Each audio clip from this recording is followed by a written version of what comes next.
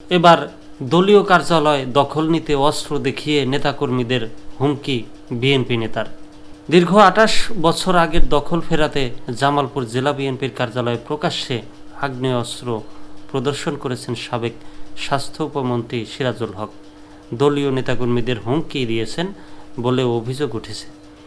সেই আগ্নেয়াস্ত্র পরিদর্শনের দুটি ভিডিও সামাজিক যোগাযোগ মাধ্যমে ছড়িয়ে পড়েছে। বৃহস্পতিবার ৩ এপ্রিল সকালে সাবেক স্বাস্থ্য উপমন্ত্রীর আগ্নেয়াস্ত্র পরিদর্শনের ভিডিও ক্লিপ দুটি সামাজিক যোগাযোগ মাধ্যম ফেসবুকে ছড়িয়ে পড়ে। গত মঙ্গলবার রাতে ঘটনাটি ঘটে। তিনি কেন্দ্রীয় নির্বাহী কমিটির সদস্য। কেন্দ্রীয় নেতারা যদি অস্ত্র ঠেকায় নিজ দলের নেতাকর্মীদের, তাহলে অন্য মানুষ, সাধারণ মানুষ, তিনি কিভাবে হেফাজত করবেন বা তার উপরে কিভাবে সাধারণ মানুষ ভরসা করবে বলেন? যারা আমার ভিডিওতে দুই একটা কমেন্ট পড়া শুরু হয়েছে, যারা কমেন্ট করেন যে আমার কি, কেন কথা বলি, আমি তো খবর পড়ে থাকি, উপস্থাপন করে থাকি, কিন্তু আপনারা যারা বলেন তারা একটু বলেন যে আসলে তো সাধারণ মানুষ কিসের আশায়, কোন ভরসায় এসব মানুষকে নির্বাচিত করবে বলেন? যদিও কথাটা একটু হার্ড লেভেলে গেল, তারপরেও কিছুই করার নাই। মানুষ তো একটা জায়গা থেকে, বন্দি জায়গা থেকে উন্মুক্ত হওয়ার পরপরই তো আর একটা জায়গায় বন্দি হতে চাবে না কেউ না। 1 মিনিট 13 সেকেন্ড এবং 20 সেকেন্ডের ভিডিও ক্লিপ দেখা যায় জামালপুর পৌর শহরের শফির মিয়ার বাজার এলাকায় জেলা বিএনপির দলীয় কার্যালয়ে অনেক মানুষের সমাগম। সেখানে সাবেক স্বাস্থ্য উপমন্ত্রী সিরাজুল হককে উত্তেজিত অবস্থায় দেখা যায়। তার ডান হাতে একটি পিস্তল। তিনি পিস্তলটি বারবার অপর দিকে প্রদর্শন করেছেন। এ সময় তাকে বলতে শোনা যায়, আমার ফাঁসি হলে হবে, আমি ফাঁসি মেনে নেব, তাও গাদ্দারকে মেরে ফেলব। প্রত্যক্ষদর্শীরা জানান, মঙ্গলবার রাতে সিরাজুল হক তার একদল অনুসারী নিয়ে জেলা বিএনপির দলীয় কার্যালয়ে প্রবেশ করেন। এ সময় উপস্থিত নেতাকর্মীদের সঙ্গে উত্তপ্ত বাক্য বিনিময় করেন। এক পর্যায়ে তিনি প্রকাশ্যে আগ্নেয়াস্ত্র পরিদর্শন করেন এবং দলীয় নেতাদের উদ্দেশ্যে কঠোর হুঁশিয়ারি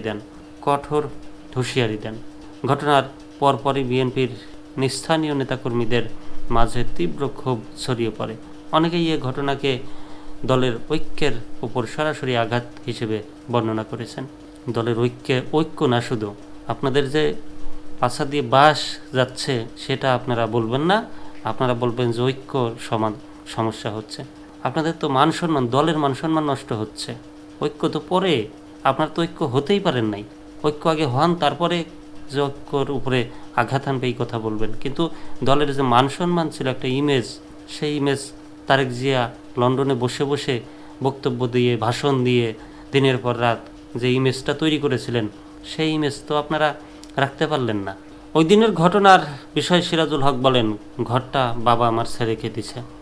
28 বছর যাবৎ ঘরটা নিয়ে অফিস দিছে। 28 বছরে ভাড়া হয়েছে 1,24,00,000 টাকা। বিষয়টা নিয়ে আমার ছেলে গেছে কথা বলতে। আমার ছেলে বলছে ঘরটা ছেড়ে দেন। আমার ছেলেকে মামুনের ভাই রেদওয়ান ভাগ্নে রুমেল মারছে। আমারে ফোন করছে। আমার ছেলেরে তো আমি কোনোদিন চরও দেই নাই। আমার লাইসেন্সধারী রিভলভারটা তো গভর্নমেন্ট আমার সিকিউরিটির জন্য দিয়েছে।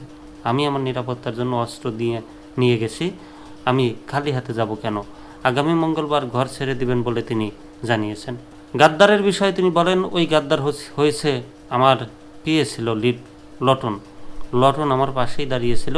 ওর ধমনীতে পা থেকে মাথা পর্যন্ত শরীরের রক্ত, সেটাগুলো আমার টাকা পয়সায় চলেছে, আমার সঙ্গে থেকে টাকা পয়সা বানিয়েছে, অথচ ওর সামনে আমার ছেলেকে মারছে, সে কোনো প্রতিবাদ করে নাই। গাদ্দারগুলো এমনই হয়, টাকা খেয়ে পরে চরমভাবে গাদ্দারি করে।